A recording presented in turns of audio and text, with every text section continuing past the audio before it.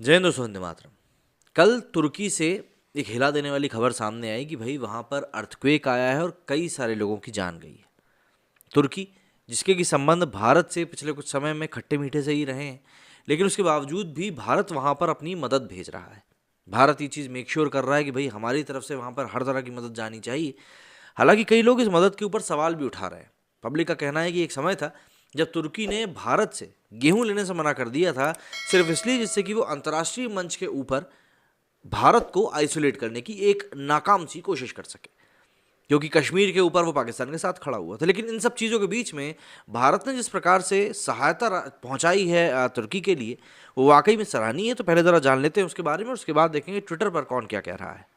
लेकिन इस पूरे राहत कार्य में जो एनडीआरएफ की टीम गई है, अब एनडीआरएफ की टीम वहां पर गई है भगवा रंग के कपड़ों में। अब कई लोगों ने इस बात के ऊपर सवाल उठाने शुरू कर दिए कि भाई ये जो भगवा रंग के कपड़े हैं, क्या ये जानबूझकर भेजे गए हैं? और क्या जो राहत सामग्री है उसके ऊपर जय श्री राम लिखा हुआ है? बस इसी बात को लेकर अब सोशल मीडिया पर भी बहस शुरू हो गई है।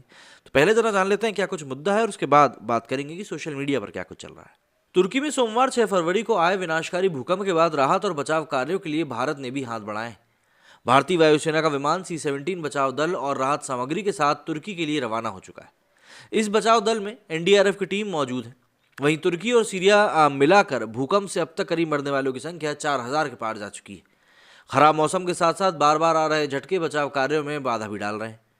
तुर्की और सीरिया को बुरी तरह से प्रभावित करने वाला भूकंप आने के कुछ ही देर बाद भारत के प्रधानमंत्री नरेंद्र मोदी ने पीड़ित देशों को हर संभव मदद करने का ऐलान कर दिया था। इस ऐलान के बाद पहली खेप के तौर पर भारतीय वायुसेना का C-17 विमान सोमवार की रात 6 फरवरी को एनडीआरएफ टीम के साथ तुर्की रवाना हो गया। विमान कुछ ही देर में तुर्की पहुंच भी गया। इस विमान में खोजी कुत्ते, मेडिकल सामानों के साथ लोगों को मलबे से निकालने में काम आने वाली मशीनें भी मौजूद हैं। भारतीय वायुसेना का कहना है कि ये खेप बड़े स्तर पर भेजे जाने के लिए प्रस्तावित मदद का एक हिस्सा है। वायुसेना के मुताबिक इस बचाव अभियान को भारत के कई विभाग सामूहिक रूप से मिलकर पूरा करेंगे। वहीं तुर्की और सीरिया को मिलाकर अगर मौतों के आंकड़े की बात करें तो ये 4300 पार कर चुका है। मीडिया रिपोर्ट्स के मुताबिक घायलों की संख्या भी 15,000 के पार है। वहीं भूकंप से तबाह बिल्डिंगों का आंकड़ा करीब 5600 से ज़्यादा बताया जा रहा है।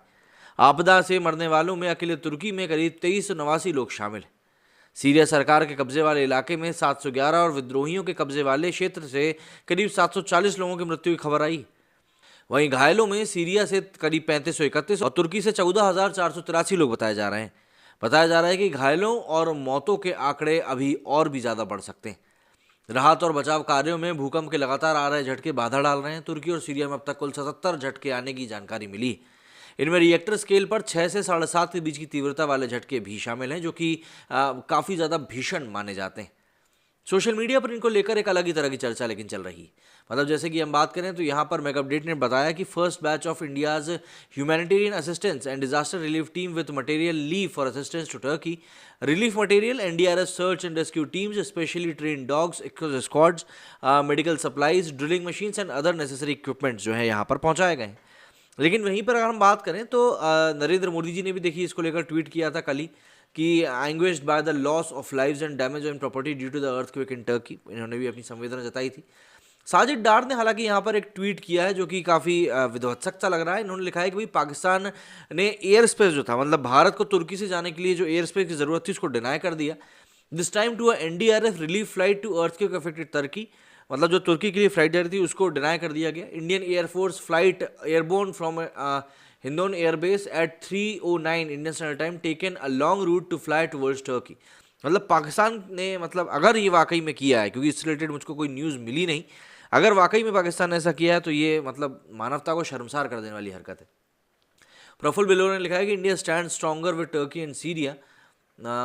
फैक्ट्स ने लिखा है PM Narendra Modi is sending NDRF and medical team to earthquake hit Turkey. CC, Al Jazeera, New York Times, BBC, Washington Post. If you report this news don't forget to add Hindutva before PM Narendra Modi and how much Turkey hates India.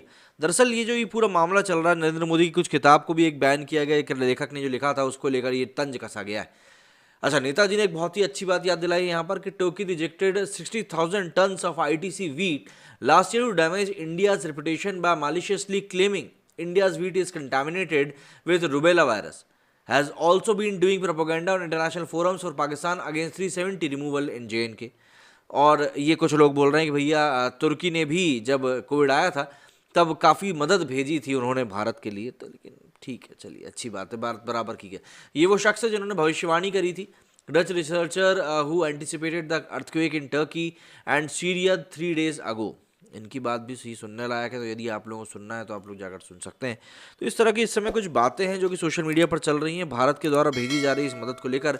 कई लोगों का कहना है कि भाई मदद नहीं करनी चाहिए थी, लेकिन देखिए बुरा वक्त किसी को भी बताकर नहीं आता, और ये जो कुछ हुआ है ये गलत ही है। मानवता के ऊपर एक बहुत बड़ा आघात है ये। जिस तरह का अर्थक्वेक आया है वैसा ना ही आया कहीं और तो अच्छा रहता है, लेकिन भारत वहाँ मदद भेज रहा है। और कई लोगों को जो समस्या है कि भैया भगवा रंग के कपड़ों में जानबूझकर भेजा जा रहा है, तो यार एनडीआरएफ की वो ड्रेस है।